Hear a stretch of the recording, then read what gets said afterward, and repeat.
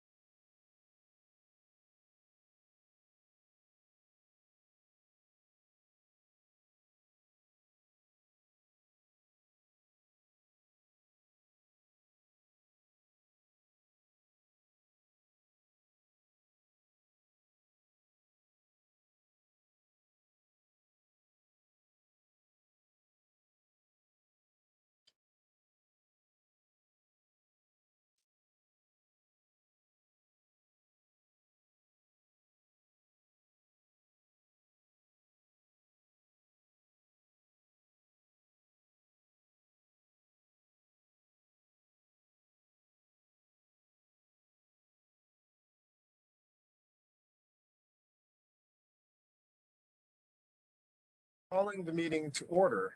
Good evening and welcome to the October 2022 Borough Board meeting. In the interest of participants' health and safety, we are meeting through the WebEx video platform during the ongoing pandemic as authorized by Section 103-A, subsection 3 of the Public Officers Law in conjunction with the ongoing local state of emergency extended by Mayor Adams's Emergency Executive Order 210. To begin, Ms. Stevenson from our office, will you please call the roll?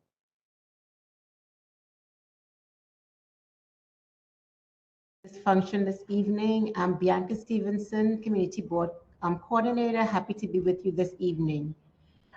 Before I begin the role, I want to remind attendees who may be representing community board chairs or council members this evening that you may only participate in the vote if you are the official designee for the member, and we have that signed form on record.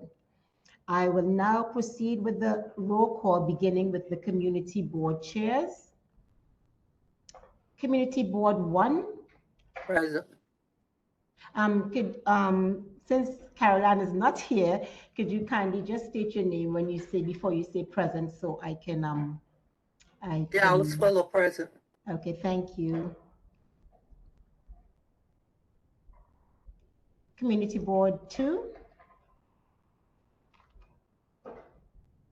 Community Board 3, Community Board 4, Community Board 5, Community Board 6, Community Board 7, Community Board 8. Here's Weatherspoon, present. Thank you, Ms. Weatherspoon. Thank Community you. Board 9. Baptiste, Chair, Community Board 9, present. Thank you. Community Board 10.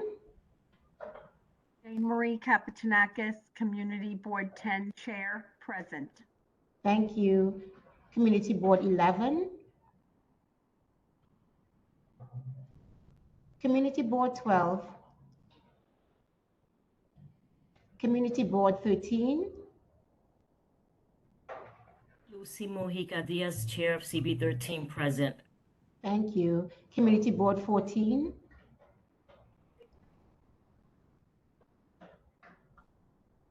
Community Board 15.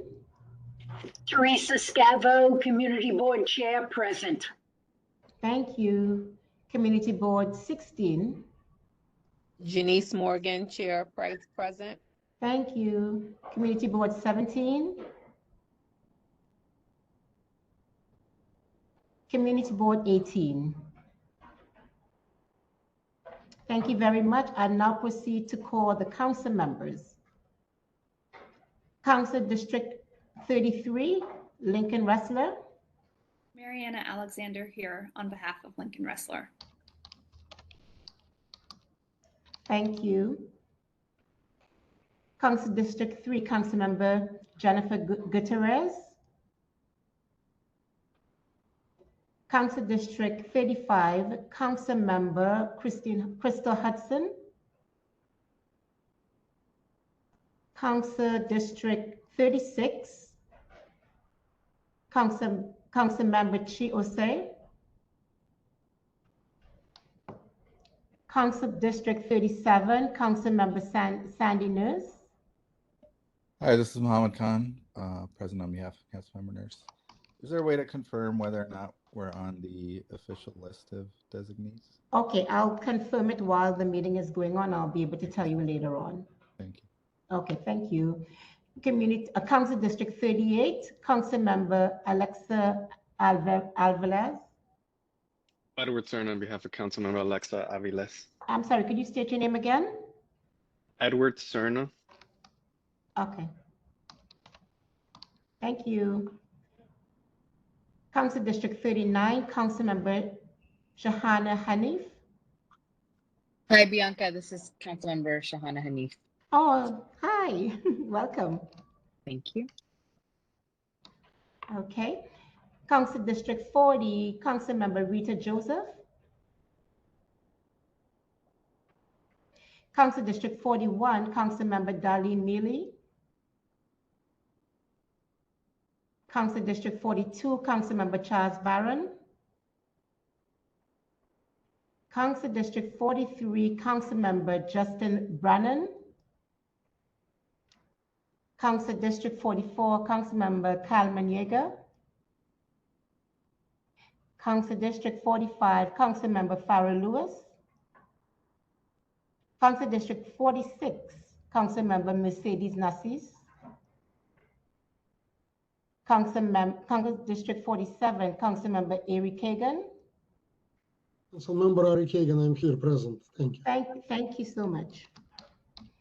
And Council District 48, Councilmember Ina Vernikov.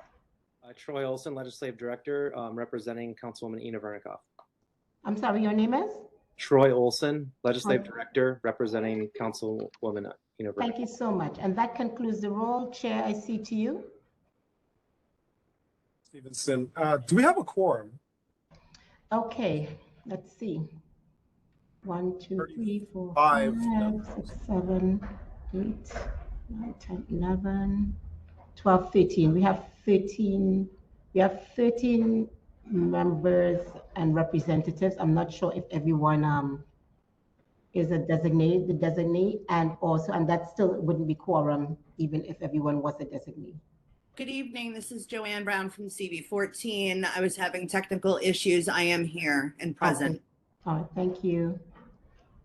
Is there anyone else who may have joined the call after I called your district? Okay. Just noting, I see CB3 wrote in the chat and said that they are present. Okay, CB3. And who's here from CB3? CB3. Okay.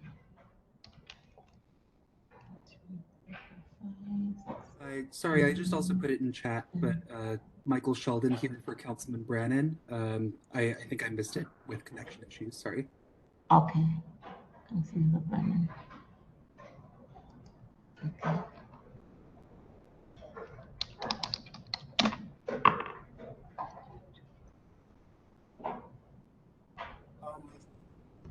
By order dated September 21st from Brooklyn Borough President Antonio Reynoso, I've been designated to chair the meeting on his behalf. Seeing that we do not have a quorum, I will proceed to call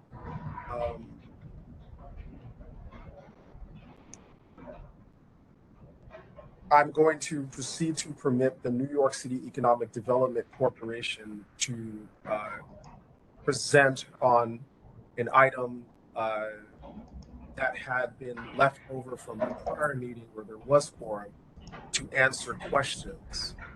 After the New York City Economic Development Corporation answers questions, I will determine if there is quorum, at which moment I will put before the Borough Board acceptance of the agenda in the minutes. Before getting to that, I do see Mr. Baptiste, you've got your hand up. Assume that you're going to ask a question that's relevant to some of the procedural points. Thank you very much, Mr. Chair. As there's a voting item with the New York City Economic Development presentation, is it possible can we switch the order and have Con Ed go first to allow members an opportunity to come and get that information? As part of the discussion of the agenda, I was going to clarify what the New York City Economic Development Corporation matter is necessarily a voting item. Voting item is under unfinished business. Having said that, I do see that there is some sense in your proposal. So instead, I will begin the meeting with the presentation from Con Ed's Energy Affordable Program. Mr. Adam Sokoloff, then we'll take it from there after the presentation, see if we have quorum. So to that end, there's another question, a hand up. Kapitanakis from Committee Board 10. Chair Kapitanakis, pardon, please proceed. I think you've got a question on this procedure as well. I just wanted to make mention that the link in the agenda that I had received was not working. And I wanted to thank Ms. Stevenson because I reached out to Carol Ann Church's email, and then Ms. Stevenson's email and your email were given to me on that response. And I don't know if that may have affected some of the other chairs if they had not had the correct link from the agenda that we had originally received. So that may need to be resent to everyone to allow that they may just have trouble entering the meeting. So I just would like to bring that point to your attention. Thank you, Ms. Kapitanakis. Yes, we are aware of that, and we have recirculated. So we are hoping that there can be quorum, but if there is not quorum, we cannot proceed with any matter that would require a vote, including the matter of adopting the agenda and approving it. So to that end, I'm going to exercise the power I have as a chair. We'll call for a presentation from Con Ed's Energy Affordable Program. Adam Sokoloff, the floor is yours, Mr. Sokoloff. Thank you, and good evening, everyone. Just as a technical matter, I wanted to know if I should be displaying the slides or if they'll be displayed by, I believe, Ms. Stevenson. Mr. Sokoloff, you should proceed to share the slides. I believe you should have sharing hours. Screen Thank sharing. you. Bear with me one moment while I do that.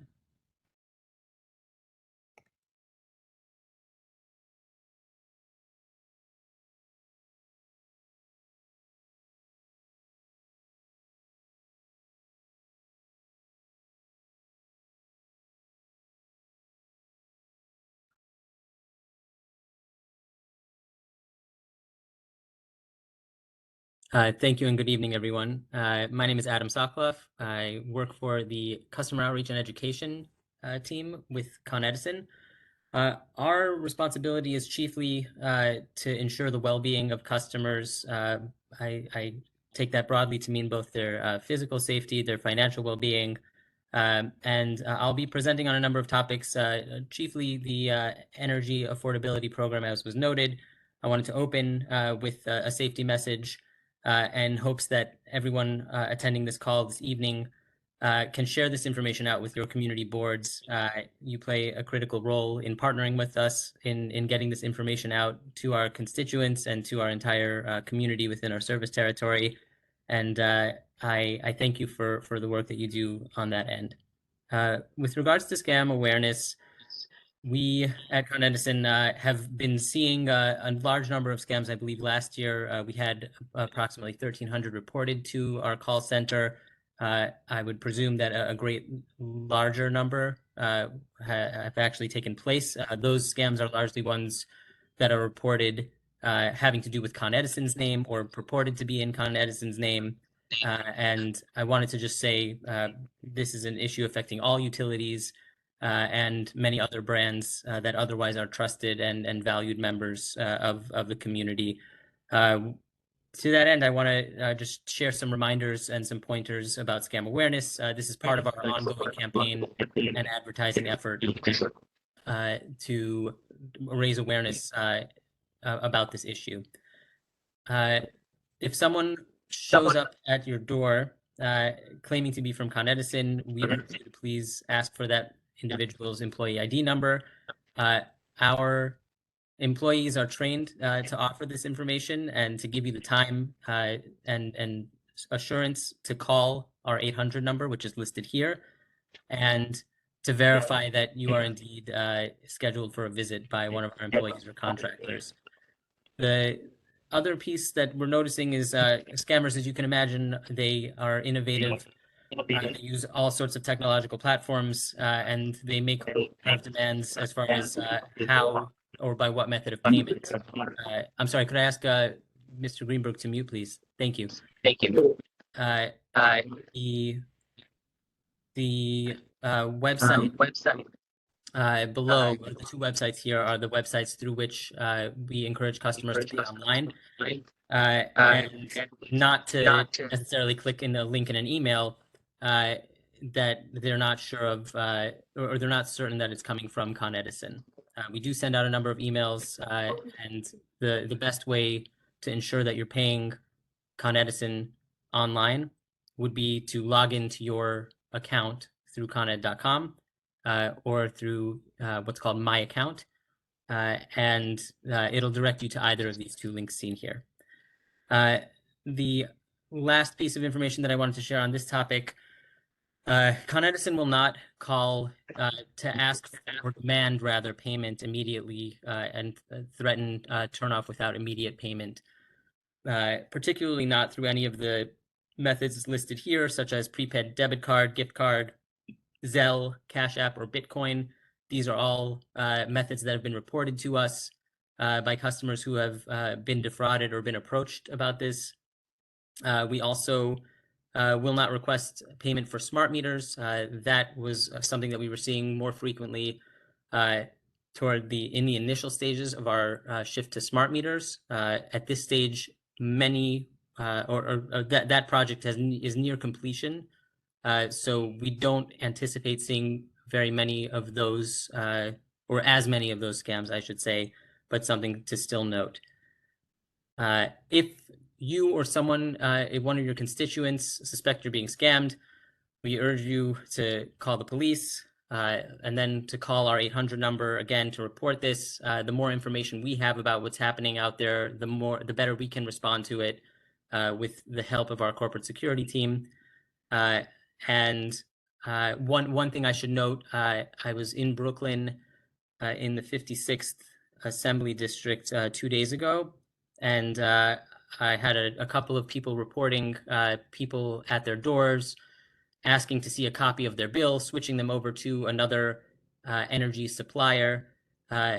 If someone asks to see a copy of your bill, that is not a common practice and is not a practice of our employees unless you volunteer it. So we would encourage you not to show your bill to anyone at your door. This is a tactic used by, there are many energy supply companies within our service territory, hundreds of them, in fact. We encourage people to do their research, but the odds are if someone is knocking at your door, making a solicitation, it's prudent not to show them your bill, and particularly not your account number. That's what I wanted to say about scam awareness. And then now I want to shift gears to financial well-being. We know right now we're bracing for a difficult winter. I'll get into that just at a glance, but I want to focus on a couple of key messages that we've been sending out and messaging out across our service territory for programs that are available to customers to make what we anticipate will be a challenging winter when it comes to energy costs a bit more manageable. The background here is relative to last winter in Brooklyn. We're expecting that where Con Edison provides electric service, that is, we expect that for residential customers, bills will go up on average 22% for Brooklyn residents. That is a staggering number. We don't celebrate it. We don't take it lightly. We attribute this to the disruptions in the global supply chain conflict, which has been spoken about at length internationally. And this is something that we've actually seen play out not only in our service territory or even within the United States, but in Europe. In recent months, we've seen a glimpse of how challenging the issue of energy costs and has been, particularly with net supply costs. Again, in terms of what's within our control, the weather is certainly not, but individual usage is to a degree. But again, our focus today is on actionable items that you can share with your constituents that may be able to help residential customers in particular, starting with the Energy Affordability Program. This program was previously known as the Low Income Discount Program. It is a statewide initiative, and it's overseen by the Public Service Commission.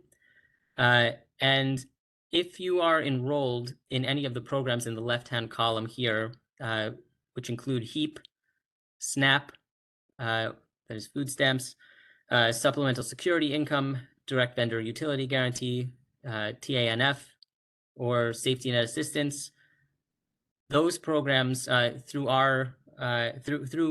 New York City's HRA, they will indicate to us which customers are enrolled in these programs. They will tell us this information quarterly.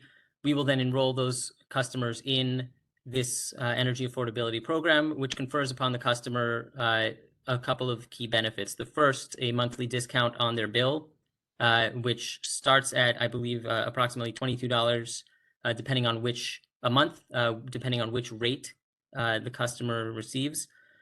The second benefit is they are eligible to opt in, which was at the request of the PSC, for a free energy savings kit to be mailed to their home, which, depending on the season, includes some weatherization items.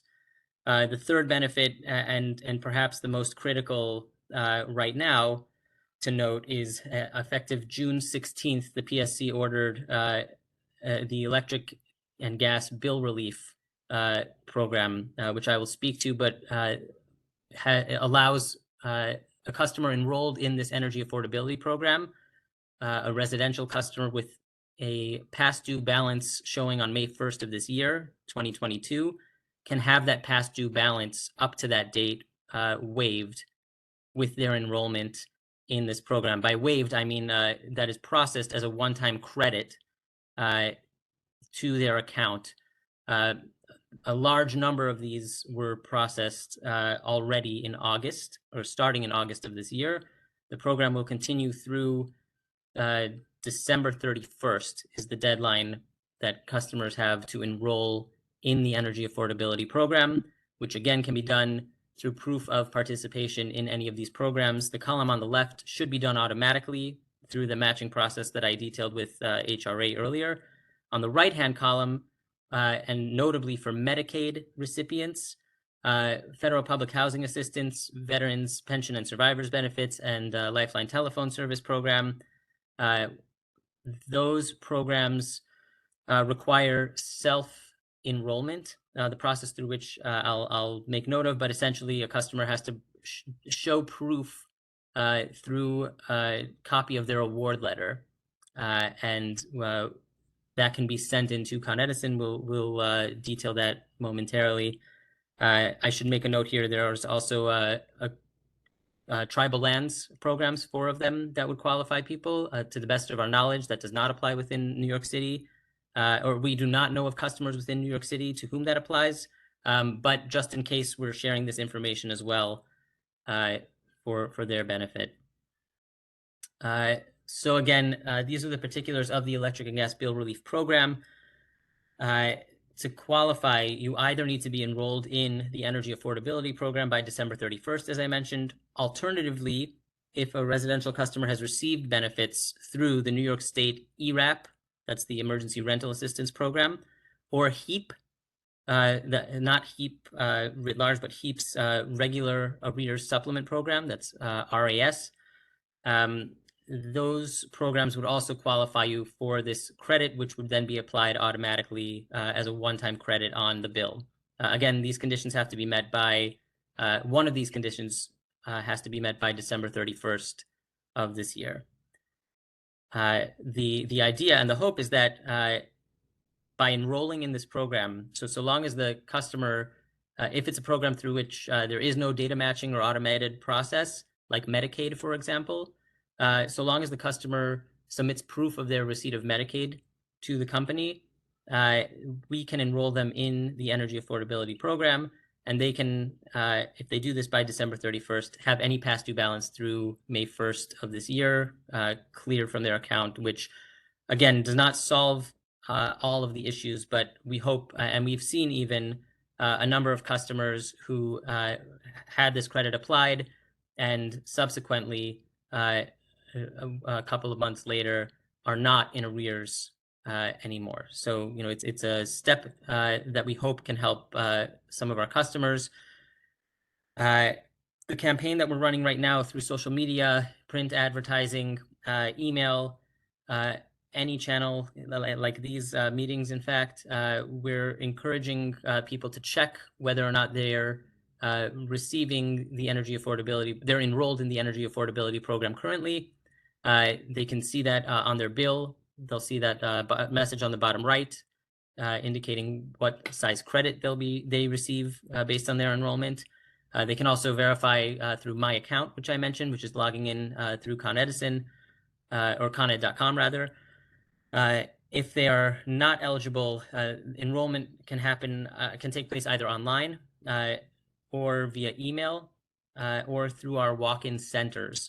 The URL here I can share in the chat after my presentation, which has more information about both the energy affordability program as well as the bill relief program, which I've spoken about.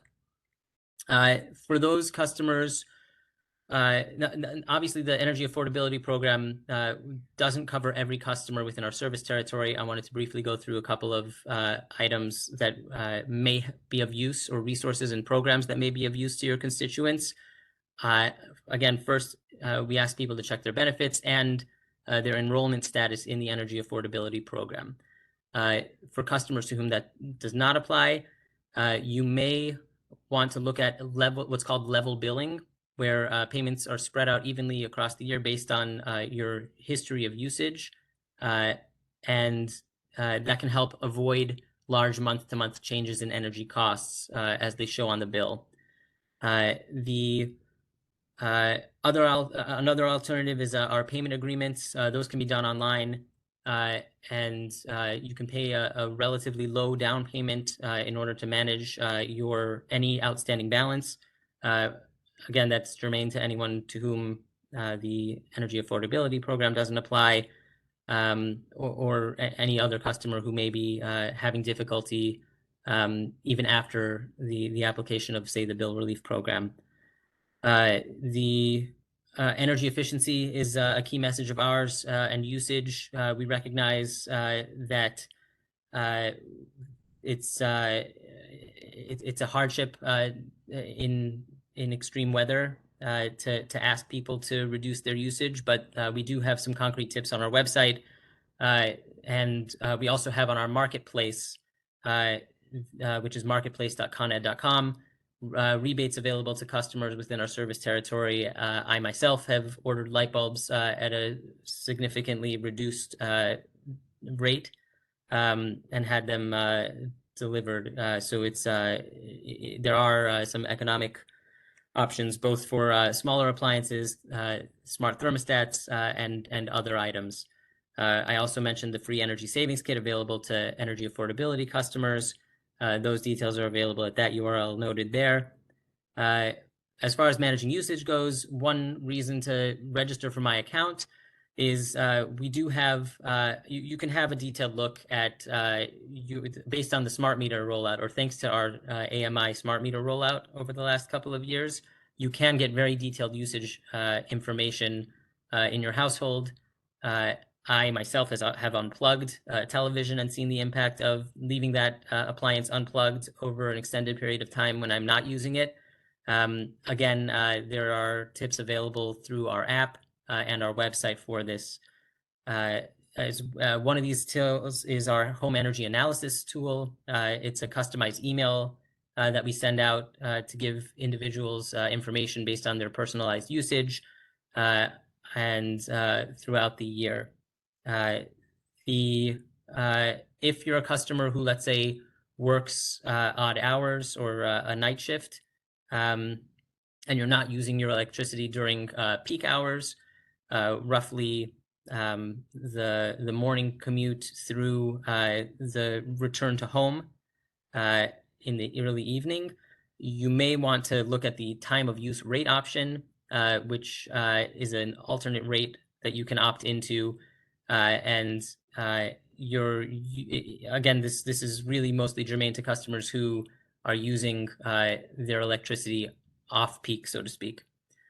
The last tip that I wanted to offer here was choosing an energy supplier. I mentioned earlier there are many energy supply companies available, and they may choose them or elect to do research and rather than pay the market rate that Con Edison offers by default to customers for the supply of energy, which is not produced or generated by Con Edison, but because we're a large buyer, we're able to offer that at the wholesale rate and are not allowed to profit off of that.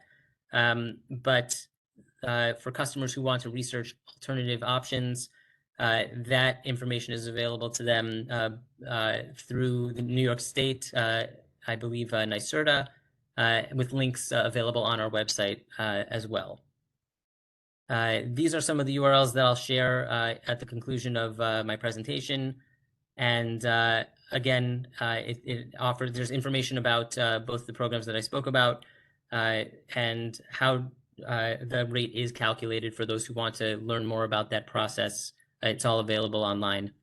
There's one more resource I wanted to share as well. This is a partnership between us and HeartShare. Through our what are called energy share grants, residential customers may qualify for up to $200 toward their bill. The qualifications for this program are here, but I'll leave this in the interest of time. This information is available in the slide.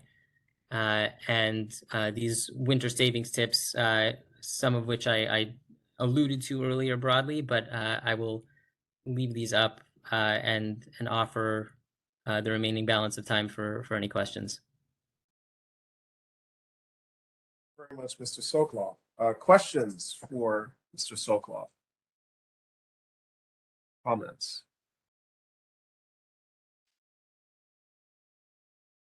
Please raise your hand in the chat. Mr. Baptiste, you're recognized. Thank you very much, Mr. Chair. Thank you for this presentation. I just wanted to know, is this something that will be made available to the community board so we can share as well, or are there materials you can share? Yes, I'm happy to share both this presentation, and I should have noted this. We have made an extensive effort to translate this into a number of different languages. By this, I mean the Energy Affordability Program application itself, and instructions for that. I myself was in Chinatown earlier today in Manhattan with simplified Chinese translations of the information on one side, how to apply, on the other side, the actual application. So I'd be happy to share digital versions of that to the various community boards if you indicate which translations would be of use or particular use to you. We use public census data, ACS data for that. I know on my end, I've been looking on the, I should say, the customer outreach team's end. We've been looking at communities where we've seen high enrollment rates for Medicaid only, and looking at which translations we need there. We're continuing to push this information out from now through the end of the year, but we would love to send information to each of the community boards, and as well as, again, any materials in translation that would be of use to you and your communities. Thank you. Other questions? Please raise your hand using that feature so I may recognize you.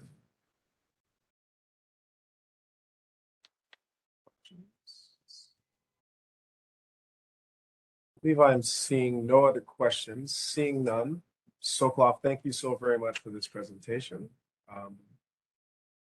It's very, very informative. And yes, please do. I believe I would recognize the request for the copy of the deck and materials to be circulated. If you please do so, and we will circulate that to the other Borough Board members.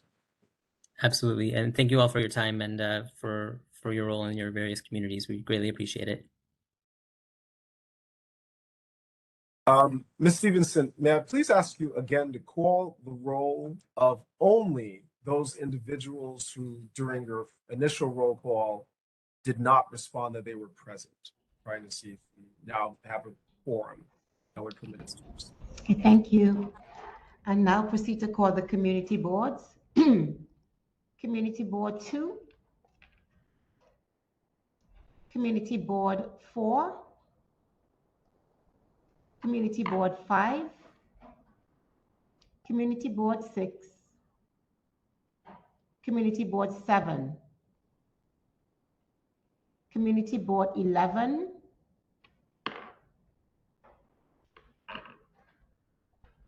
Community Board 17, Community Board 18. Okay. Council districts. Council District 34, Council District 35, Council District 36,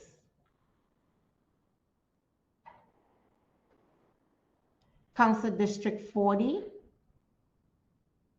Sam Weinberger here on behalf of Councilmember Rita Joseph, District 40. Thank you.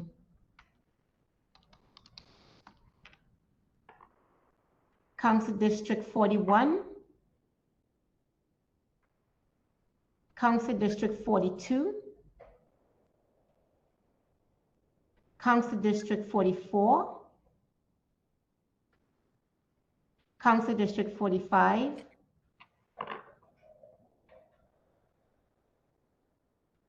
Council District 46. Kim Robinson for Councilmember Mercedes Narcisse. Yeah, I think you had responded before, and that concludes the count. I'm sorry, did you get Kim Robinson from District Yes. 46? Yes, thank you. Thank you. Thank you. Stevenson, what is the total now with, I believe that might have been 2 additional present individuals. Yes, I'll give you that tabulation.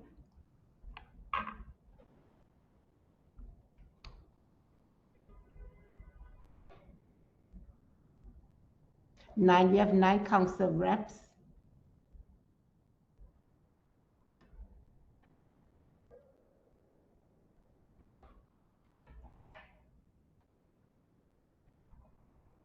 Hi, I'm sorry if I missed roll call. This is Anna Bessendorf from Councilmember Jennifer Gutierrez's office. Thank you. Okay, that's 19, and let me just check. I'm sorry, Councilmember Gutierrez, let's see. Yes, you did miss, and yes, so that's 20. So Okay. we have a quorum. Excellent. We have a Okay. quorum. All right, sorry, can the representative for Council District 14 state her name again, please? State your name. Sorry, were you asking for Councilmember Gutierrez's? Yes, your name, My name please. Anna Bessendorf. Okay, great. Thank you so much. Sure. Thank you for your continued patience. Having a quorum, I will now proceed to put before the Borough Board the agenda that was circulated to the Borough Board members. Did anyone not receive a copy of the agenda? There are going to be 3 adjustments made to the agenda that I want to know. The first is now the Con Ed item has been completed. So that is no longer going to be on the agenda as put before the Borough Board. The second item is following the presentation from the New York Economic Development Corporation, I'd like to recognize the chairperson of CB13, as well as Council Member Kagan to speak or respond first. The last adjustment is the point raised by Mr. Baptiste that a vote on the Charter 384 subsection B subsection 4 item will would come directly after the presentation, and there will be 2 voting items. The voting item will first be to remove it from table and then to proceed on a substantive vote. Both of those are unfinished business. They're going to be moved up to follow that. So again, 3 changes would be where the Con Ed item is completed, to allow for response priorities from the chair of CB13, as well as Councilmember Kagan to speak after the presentation from the New York City Economic Development Corporation, and then to vote, pulling that up from unfinished business. The agenda as adjusted as I just described. Does anyone object to that agenda as I've just described it? Are there any objections? See a hand up. Ms. Mujica Diaz, you've got your hand up. I don't have an objection, but wouldn't we have to reverse or vote on having it back on the table before we have the speeches from or the presentations from the councilman and myself? No, because, oh, I see. You wish to speak in support of the vote? Is that Yes, is sir. that what you, okay, so in that case, yes, I'll make a further adjustment to the agenda. Removing Con Ed, after the presentations, we'll have a vote to pull it out of table, at least preceded by, then if that vote were to pass, a priority with the chair of CB13 and Councilmember Kagan speaking on the matter. That is the adjustment to the agenda. With that description of the adjusted agenda, does anyone object? Are there any objections to that agenda? Any objections? Hearing none, the agenda as so adjusted is adopted by unanimous consent. The next item before the Borough Board meeting is the approval of the minutes from the last meeting. Is there anyone who did not receive a copy of the minutes of the last meeting?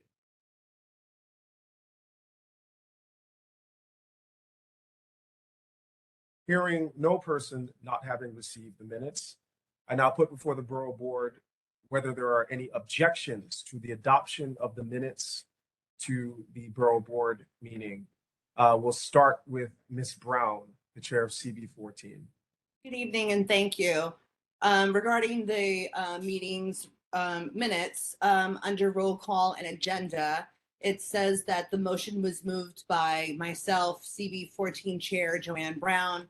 I did not move that motion. I only called a point of order that we did not have a quorum. So you'll have to go back to see who actually moved that motion. Thank you very much.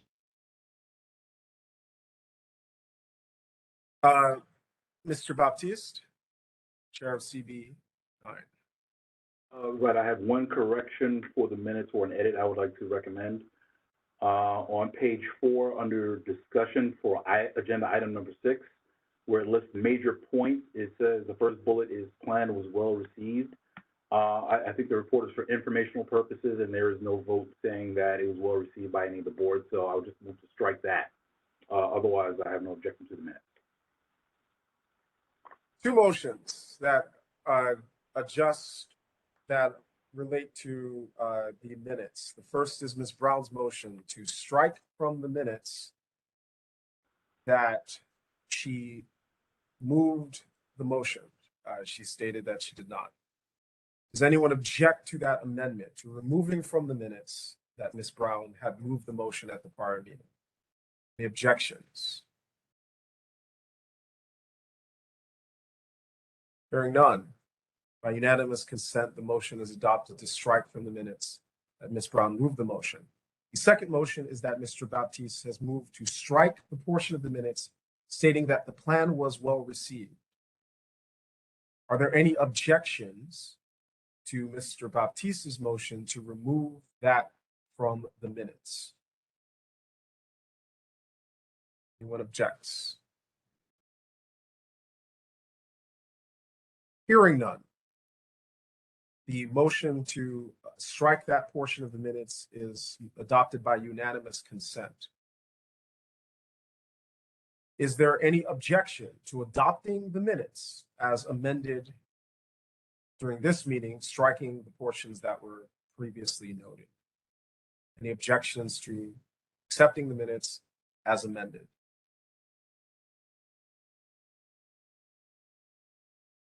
Hearing no objection, the minutes as amended are adopted by unanimous consent.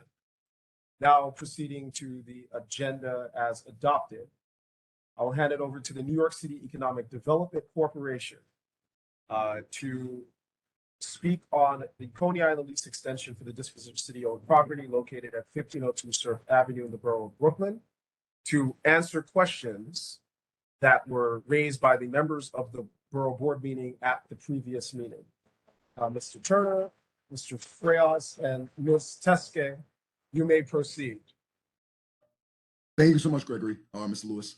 Hello and good evening, everyone. My name is Justin Turner. I am the Brooklyn Borough Director of the Government Community Relations team here at New York City Economic Development Corporation.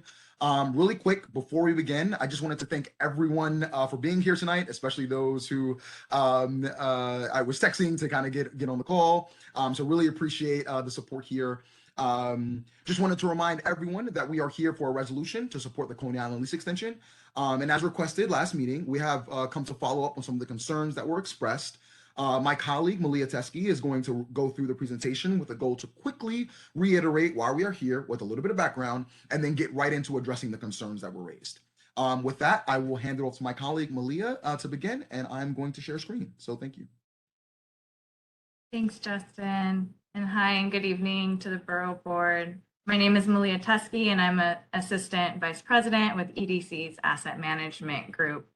And last month, EDC presented our proposed Borough Board resolution to extend the lease of a portion of city-owned property in Coney Island known as the Thunderbolt property.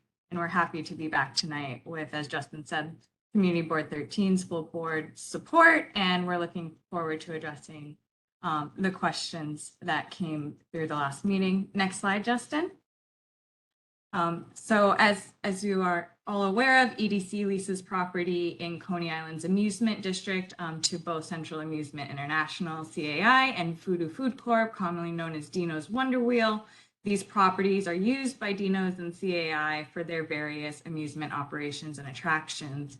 CAI's leasehold also includes their current subtenants, Brooklyn's Beach Shop, Ruby's, Paul's Daughter, and Tom's Coney Island. Our amusement leases with CAI and Dino's are currently set to expire on December 31st, 2027, and EDC is working to obtain an extension of these leases for an additional 10 years to the end of 2037 to support the amusement area and especially the small boardwalk business subtenants in their recovery from the COVID-19 pandemic and associated government-mandated closures. On December 27th, 2021, the City Council and the Mayor approved the Third Amendment to the Coney Island Special Process Agreement. This authorized and approved the city and EDC to extend the city lease for most of the amusement area to not later than December 31st, 2037. But a particular piece of property that we refer to as the Thunderbolt property and shown here outlined in white requires an additional step in the approval process to extend the city lease for that same 10-year term. So that was a lot for the first slide. To recap the highlights, EDC has a lease with CAI and a separate lease with Dino's. We are pursuing a 10-year lease extension for these amusement leases to 2037. And for EDC to effectuate its lease extension with CAI, the Thunderbolt property requires an additional step through 384B4. Next slide, Justin. I want to reiterate and point out in this graphic here in green is the area that is covered by the Coney Island Special Process Agreement. That is the area covered by the Third Amendment that was approved in December. All of this area has an authorized 10-year lease extension, and you can see we have the same outline of the Thunderbolt property here in white, and that is this area above the green is what we are here tonight for, to the Borough Board, asking for a 10-year lease extension to match. The Thunderbolt property is approximately 41,500 square foot total, consisting of amusement uses. The Thunderbolt roller coaster that we all know and love. It's on block 7074, lot 190, and the property was added to CAI's leasehold in 2013 pursuant to the same 384B4 process. So that's basically all we're requesting. It's a 10-year lease extension of the lease term for the Thunderbolt property, and we will be directing 50% of the revenues received by EDC for the Thunderbolt property to the Department of Parks and Recreation for parkland and capital investments to parks and recreational facilities in Coney Island. Next slide. Based on the feedback we received at the last meeting, we wanted to dive more into the financial details of the lease extension. For this extension term, CAI will continue to pay a percentage rent equal to a portion of gross receipts generated on the Thunderbolt site. And then, as I mentioned on the last slide, EDC will direct 50% of all the revenues received from the Thunderbolt to the Department of Parks and Recreation for parkland and capital investments to park and recreation facilities in Coney Island. This 10-year lease extension allows CAI, Dino's, and the small business subtenants to recoup the significant losses that occurred during the pandemic and the government-mandated shutdown of amusements. There have been some questions around the subtenant support of their leases, and while we cannot disclose the financial terms of agreements reached between two private parties, we want to point out their continued support throughout this lease extension process. Not only have they repeatedly participated in public meetings, they previously provided testimony to the City Council, the Community Board, and the Brooklyn Borough Board in support of the lease extension and their respective deals with their landlord, CAI. In addition to helping to recoup financial losses, the lease extensions allow for CAI and Dino's and those small business tenants to secure additional financing for long-term planning and continued investment in Coney's amusement area. The security and stability of a 15-year lease term is really unique for retail. It's not that common for this sector, and so that's a big security. And another security we have added into this process is that EDC plans to close on our lease execution with CAI simultaneously with the sublease executions. So just to recap, for the Thunderbolt property, we are only asking for an additional term for just the white highlighted area on that last graphic. And we are here, really to support the small businesses and the recovery of the amusement district that faced some really severe financial losses during the height of the pandemic. And we want to see them continue to thrive in the years to come and to continue to invest in Coney Island. Thank you.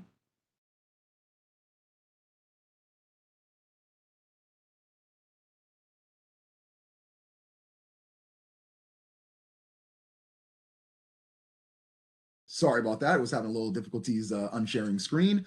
So with that, I will, I guess, we'll turn it back over to Gregory to, I guess, call for the motion for table so that both CB Chair and the council member can speak. Questions for the New York City Economic Development Corporation? Extended presentation. Questions?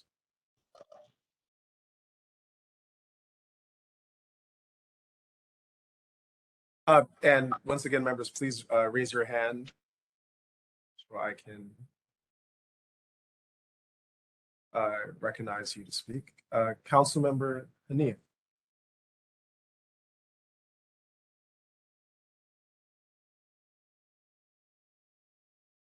Hi.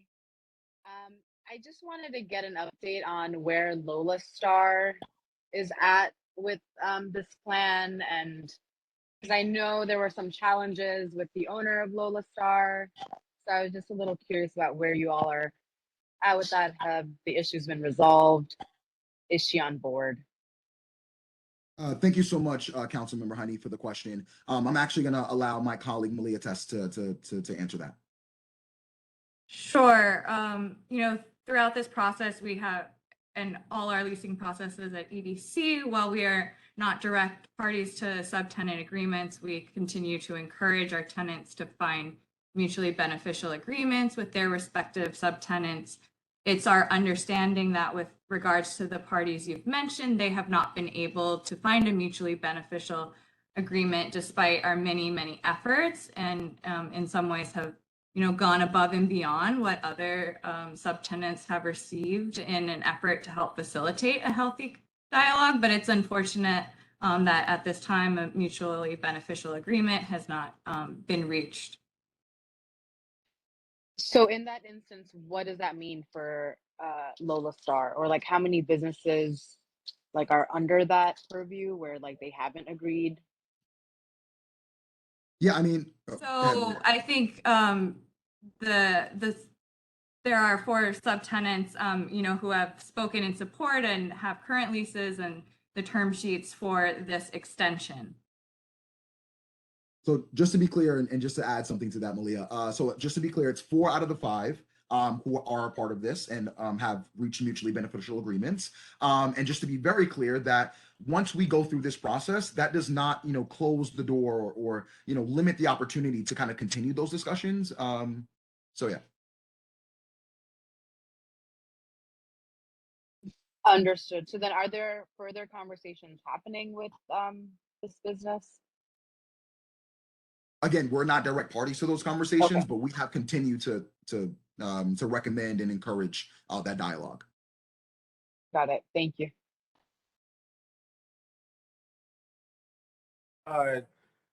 Jeffrey Sanoff, pardon. I see Councilmember Kagan.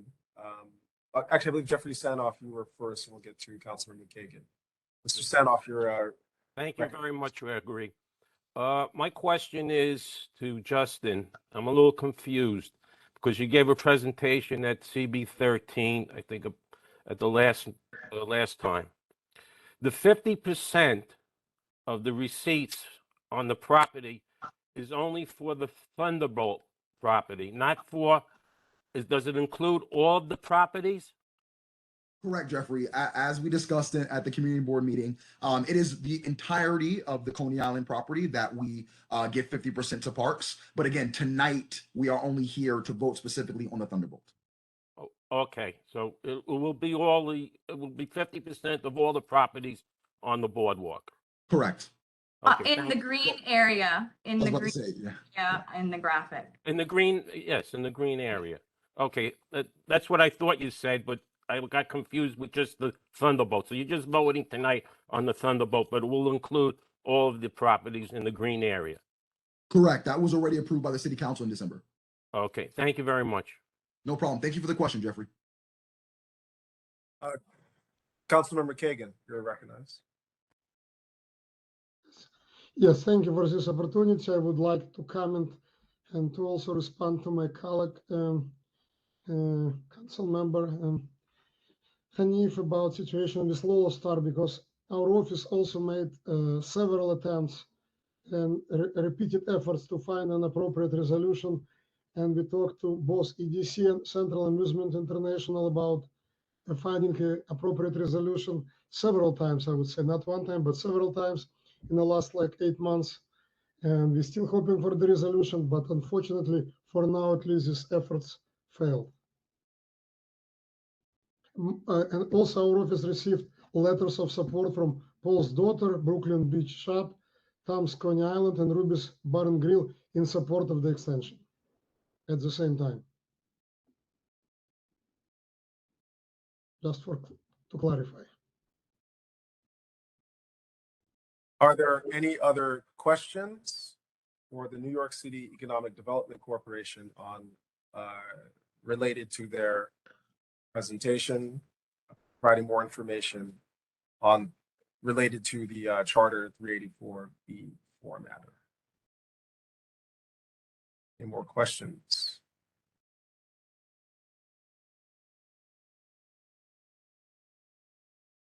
Hearing none, I will now proceed to the next agenda item. Next agenda item by the agenda announced at the beginning of this meeting is to recognize from last meeting a motion, the matter to vote on the Charter 384B4 matter, which requires the approval of a majority of the Borough Board, was laid on the table. Is there a motion to remove the item from the table and make it to put it before the Borough Board to actively vote on? Is there a motion to remove it from the table to make it active? Teresa Stavo, Community Board 15, motions to remove from table tonight to have a vote. Thank you. Is that motion second? Lucy Mojica Diaz, CB 13, second the motion. Thank you. Ms. Stevenson, call the roll, please, on the motion before the Borough Board to remove the Charter 384B4 motion matter tabled at the last meeting to vote on it tonight.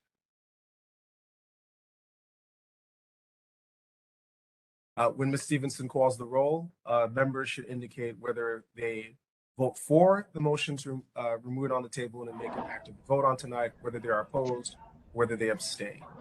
Okay. Stevenson, do please call the roll. Okay, thank you, Chair. Would you like me to call everyone or just the members that we have that I know are present from the last roll call we did? The members who've indicated that they are present. Okay, thank you. Okay, Community Board 1? Yes. Community Board 3? Yes. Community Board 8? Yes. Community Board 9? Yes. Community Board 10? Yes. Community Board 13? Did you say 15?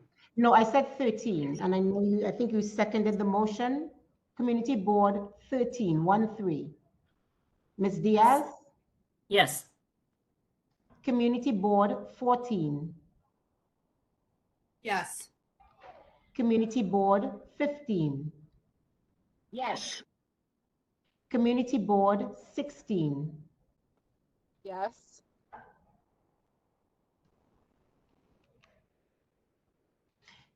Okay, that concludes the present community board members I have. I'll now move to the council members. Community Board, Council District 33.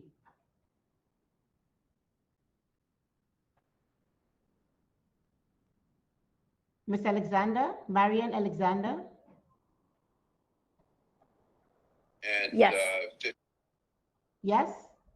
Years, Yes. 90%. Okay. Council District 34.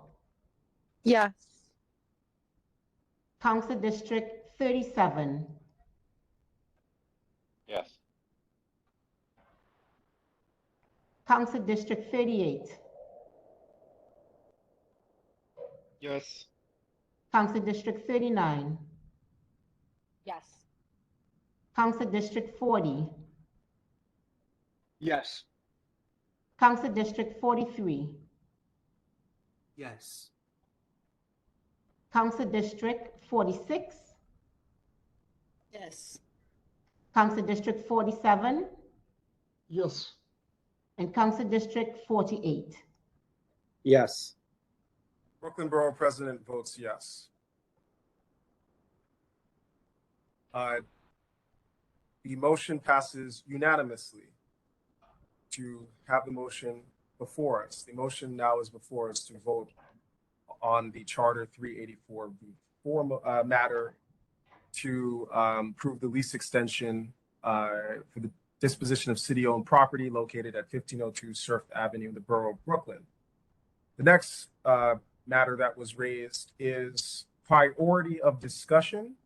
As I indicated, we would like to give priority of discussion first to Community Board 13's Chair, Lucy Mojica Diaz, followed by Council Member Kagan. Does anyone object to this prioritization? That be first to speak on the motion will be Community Board 13's Chairperson, Lucy Mojica Diaz, and Council Member Ari Kagan. Does anyone object to that prioritization? Excuse me, Chair Lewis. I'm sorry. I don't object, but I have a question about the presentation. Is that time elapsed, or will there be another chance? No, this is discussion of the motion. So right now we're only dealing with who speaks or asks questions first. But yes, there will certainly be discussion of the motion during this segment. I just want to first deal with the procedural incident of whether anyone objects to the Chair of Community Board 13 and Councilmember Kagan being able to speak first. Any objections? Hearing none, we begin with you, Chairperson Lucy Mojica Diaz, followed by Councilmember Kagan. Good evening. As I've been introduced, I'm Chair of Community Board 13, Lucy Mojica Diaz. EDC presented to our Economic Development Committee on September 1st with a similar presentation. The committee voted in favor of the extension, 8 in favor with no oppositions. EDC presented to our full board on September 29th, 2022. There was a 20-minute discussion on how much of the proceeds should go back into the community. One board member requested 100% with no conduit in mind. After the discussion, it was voted down by a vote of 6 in favor, 27 opposed, and 6 abstains. The original presentation and the request was voted in favor by a vote of 40 in favor, 1 opposed, and no abstentions. May I add, the opposing vote wasn't even set forth by the board member who presented the amendment of the 100%. We went further to request that all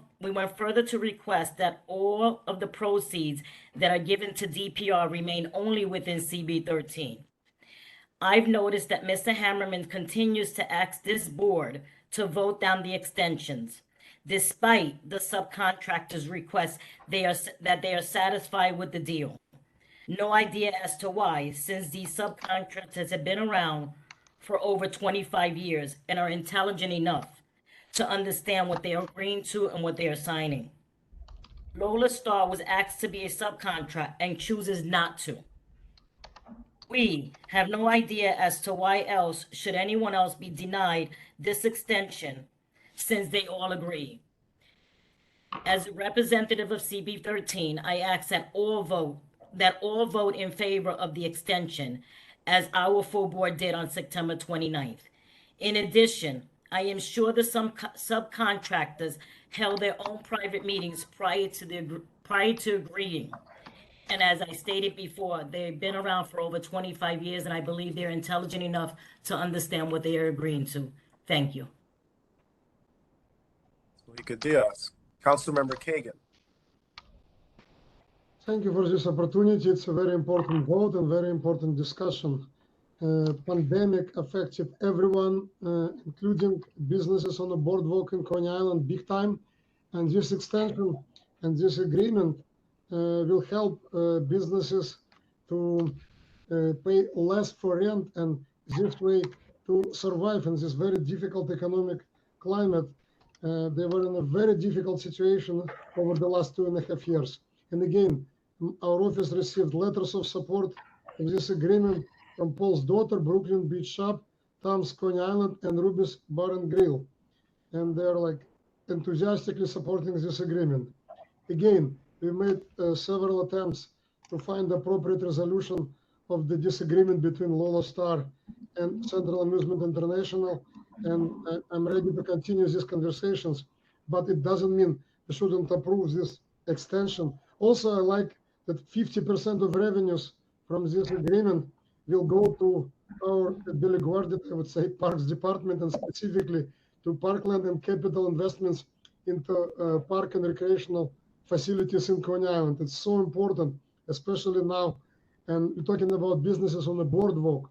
So boardwalk itself needs a lot of love and attention. And we have Kaiser Park in Coney Island that also needs a lot of investments, and many other facilities like dispatcher station on West 25th and many other locations. So I would say it's so important to have these revenues to be allocated to specifically Community Board 13 territory and Coney Island specifically for all capital investments for parks and recreational facilities in Coney Island. So I strongly support it and urge everybody to vote for it. Thank you, Councilmember Kagan. Now I'm going to open it up for general discussion, but I want to recognize that Mr. Cerna, representing Council District 38, Councilmember Aviles had asked questions, so I'll recognize you first, Mr. Cerna. I'll be quick. and this is for the EDC. The revenue sharing portion with Parks Department and it being confined only to Coney Island, is that for the duration of the lease extension? And is that like common practice, or was it like, is there a precedent for that? Thanks so much for the question, Edward. I'm going to allow my colleague Malia Tesk or Sean Frias to answer that. Sure. So yes, this would be for the term of the lease, the revenues received from the Thunderbolt property. That's the source of revenue where 50% would be directed to parks for improvements and parkland in Coney Island. And it's not an uncommon thing, at least in EDC, to have restricted accounts tied to projects where revenue streams are created and separated such that it funds a particular policy or priority goal. So it's not that uncommon. And like Justin pointed out in the conversation, the City Council process in December did agree to a similar thing for the other part of the leasehold area. We also have a revenue split with the Parks Department. And it's also confined to Coney Island. Yes. Thank you. Any further discussion or questions from the members on the motion related to the Charter 384 subsection B subsection 4 matter?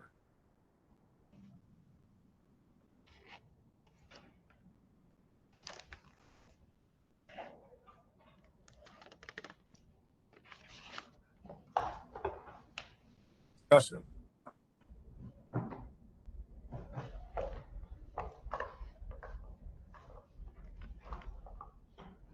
The Borough Board is ready for me to call the question.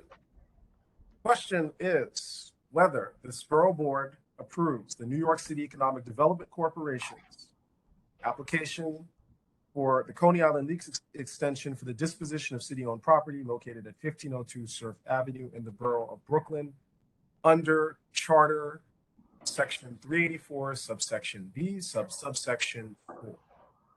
Ms. Stevenson, I will ask you to call the roll of Borough Board members.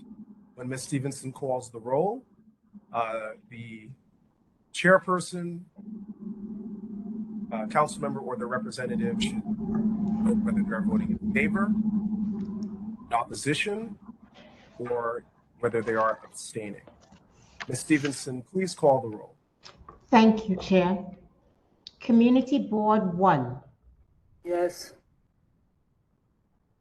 Community Board 3. Yes. Community Board 8. Yes. Community Board 9. 39 votes in favor. Community Board 10. In favor. Community Board 13. CB 13 in favor. Community Board 14. Yes. Community Board 15. Yes. Community Board 16.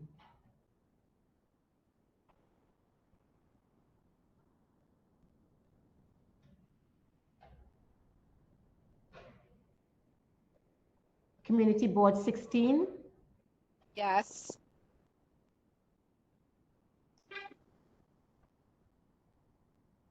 That concludes the community boards. I'll now call the council districts. Council District 33. In favor. Council District 34. In favor.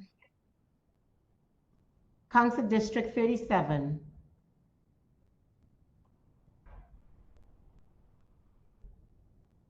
Council District 37.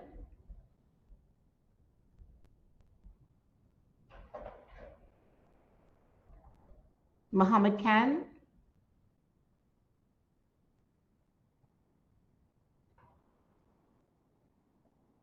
Mr. Khan, would you say the vote again, please? You were muffled.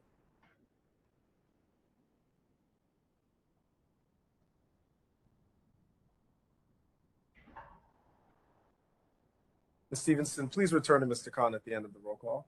Okay, thank you. Council District 38. In favor. Council District 39.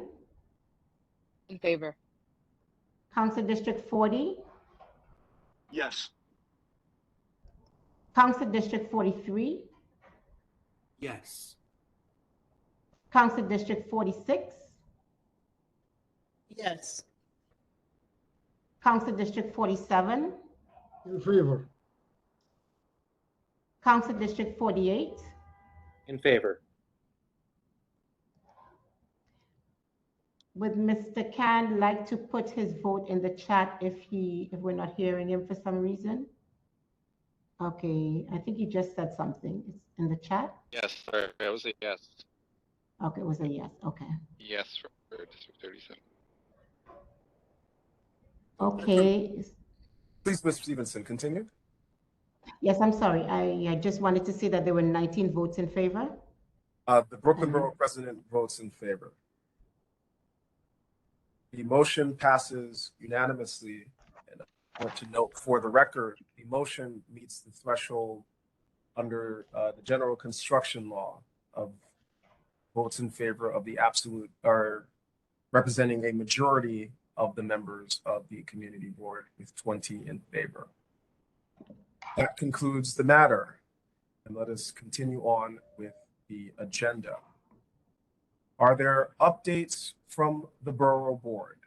Borough Board member updates.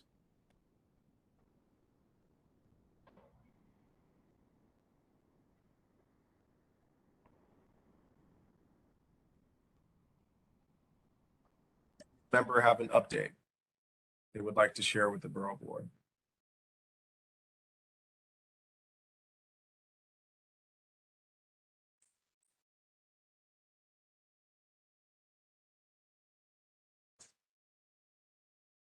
That Charter 384B4 matter has everyone tired. Are there any updates?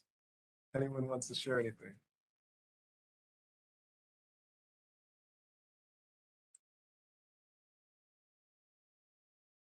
Yes, Ms. Mojica Diaz, you're recognized. I just want to tell everyone, thank you for voting in favor. We really appreciate it. I trust each and one of my board members that they made the right decision. Secondly, I really thank you for the Con Edison presentation. I know National Grid has the same type of program. Maybe in the future, we could have them come along to us as well and present. I would appreciate that. Thank you.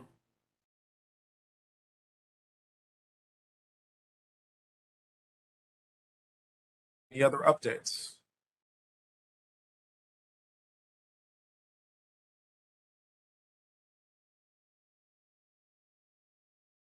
Hearing none, proceed to the agenda. The Borough Hall updates. We also do not have any updates to share with the Borough Board members, though we do join in at least thanking everyone for their patience during this process in this charter created for subsection B, subsection 4 matter on Coney Island. Mr. Baptiste, you're recognized. I do have one question for Borough Hall, though. Last month, there was a presentation to the board with respect to a housing plan or a health plan that was in process. Will there be any updates in terms of when we'll get additional materials or when there's going to be outreach to the boards? Only because I believe that there was a spring time frame or deadline that was set. So I just wanted to make sure that, we were able to have, additional conversations. Thank you for that, Mr. Baptiste. I'll make sure that we get to the Borough Board an update on when they can expect materials from us. I don't want to create an unfunded mandate for the land use department and give them an assignment that I don't know that they necessarily can do. So we'll get you that update. Thank you. Any other, for that matter, questions for Borough Hall? Comments to Borough Hall? Requests to Borough Hall?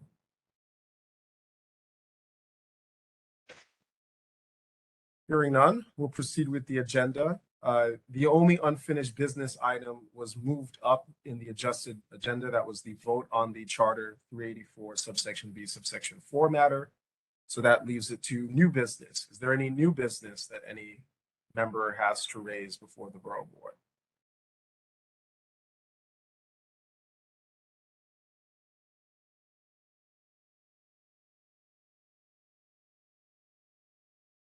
Any new business?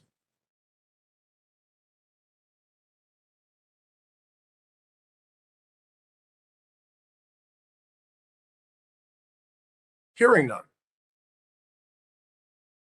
It appears that we may conclude this Borough Board meeting for October 2022. We would be back in November, and I believe the intention is to return to the standard first Tuesday in November, which would be Tuesday, November 1st. Ms. Brown, CB 14, you're recognized. Thank you very much. Any indication whether that meeting will be in person or remote? It's an excellent question. As circumstances exist, our ability to proceed under the section of the law that I cited at the start of this meeting would expire at the end of October 22nd. That does raise the very legitimate question that, to my knowledge, and I'm double checking the minutes, this board has never made a determination as to whether to adopt the hybrid procedures that the law allows.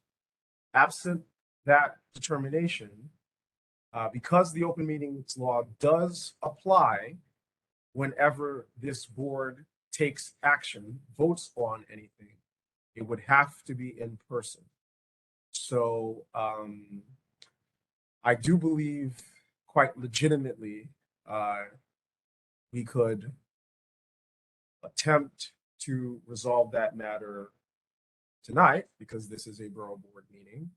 If anyone wishes to make a motion that the Borough Board adopt the procedures that the law allowed for hybrid meetings, just as a very quick reminder for everyone, the basic law allows there to be hybrid meetings if we adopt a resolution, this is the Borough Board, but a quorum. There's a total of 36 members of the Borough Board. 19 members would have to be in person, 17 would have the ability to participate remotely under criteria that the Borough Board would define. That would be the possibility. There's a possibility of calling a special Borough Board meeting to resolve that ahead of, sometime before the next meeting. But as things stand, in the absence of such a resolution, we would have to meet in person. Mr. Baptiste. Oh, sorry. Well, I'll let you follow up, Ms. Brown, and then go to you, Mr. Baptiste. Thank you for that answer. My understanding, having wrestled with this myself, is that the ability to go hybrid is also predicated on having criteria in which people can be excused, board members can be excused to be remote.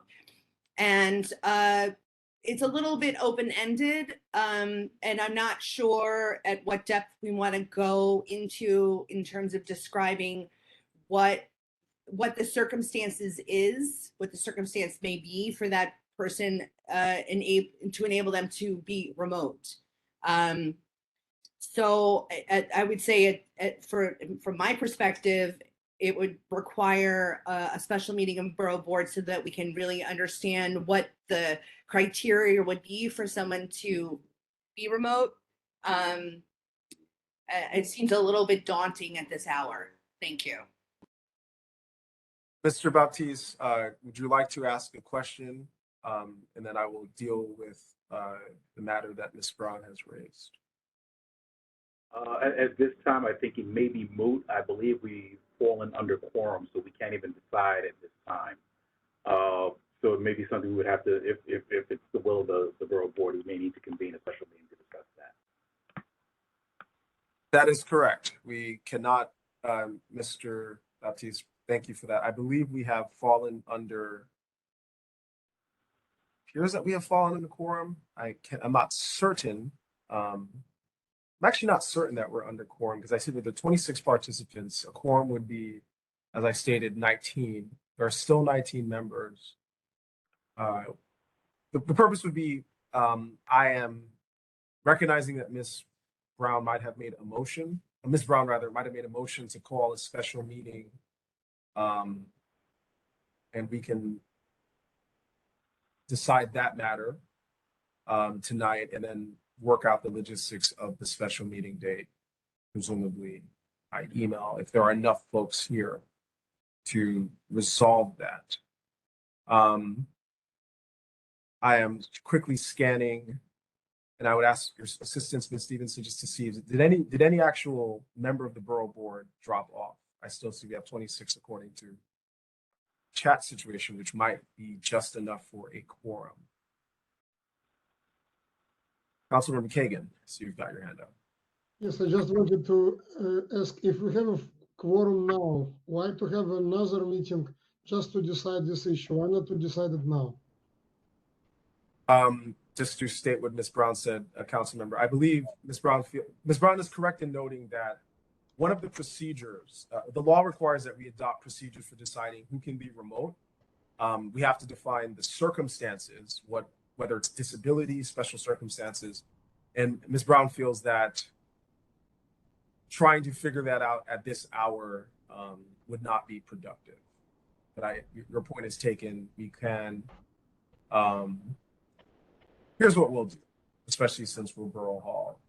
I think it might just be more productive to put together a proposal, circulate it to you all by email, have you work it out, and then have you indicate in the email, whether we can call a special meeting and just vote on it, because I think that might just be the easiest way to deal with this problem at this level. And we would put something together, you could discuss it. The discussion would be, are the circumstances fine? That's what we'll do.